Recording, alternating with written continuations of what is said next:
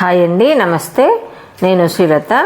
ఈరోజు మా స్టవ్ అంతా డీప్ క్లీనింగ్ చేద్దామని డిసైడ్ అయ్యానండి. అయితే దానికి నేను ఏమి యూజ్ చేశానంటే విస్టేజ్ వాళ్ళది అల్ట్రా గార్డ్ అని ఉందండి. అది 4 క్లీనరు ప్లస్ డిష్ వాష్ అన్నిటికీ పనిచేస్తుందండి.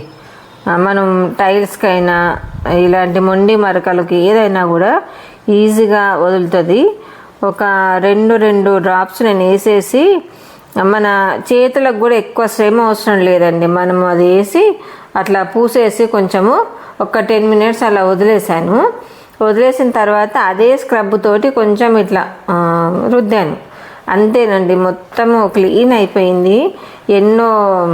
దాదాపు 1 మంత్ నుంచి చెయ్యాలి అనుకుంటున్నా, కుదరట్లేదు. ఎంత మొండి మరకలైనా కూడా ఈ అల్ట్రా గార్డ్ తోటి ఈజీగా పోతున్నాయండి.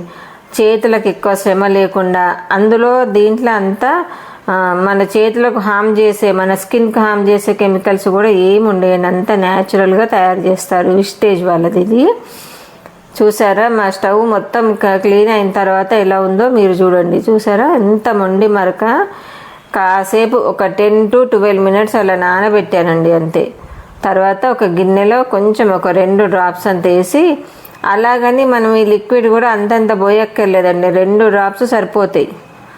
మనం డైలీ వాడుకునే వాళ్ళకైతే 1 డ్రాప్ సరిపోతుందండి, స్టవ్ తుడుచుకోవడానికైనా టైల్స్కైనా కూడా.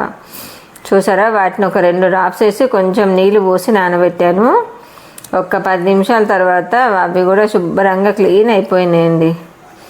దాంట్లో ఎంత మురికి వచ్చిందో నేను మీకు చూపిస్తాను. చూసారా, వీటికి కూడా బర్నర్లకు కూడా ఎక్కువ శ్రమ అవసరం లేదండి. కొంచెం రుద్దగానే పోయింది. నేను అలాగని ఇట్లా స్టీల్ స్క్రబ్ కూడా వాడలేదు, అలా మెత్తడి స్క్రబ్బే వాడాను. చూసారా ఎంత మరుకుండే. ఈ స్టవ్కి అయితే చాలా ఉండే కదండి, టీ అంతా పొంగిపోయి అలా గట్టిగా అయిపోయింది. నేను ఈ వీడియో చేద్దామని ఒక 15 డేస్ నుంచి స్టవ్ కూడా అంత డీప్ క్లీన్ చేయకుండా అలా ఉంచి మీకు చూపిద్దామని చేశాను. చూసారా, బర్నర్స్లో వాటర్లో చూడండి ఎంత మురికి వచ్చిందో. నానబెట్టిన వాటర్లో అంతా అలా క్లీన్ అయిపోతుందండి.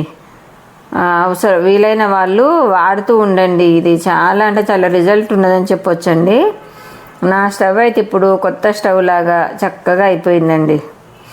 అలాగే నా ఛానల్ సబ్స్క్రైబ్ చేసుకోండి. కంటెంట్ నచ్చితే షేర్ చేస్తూ ఉండండి.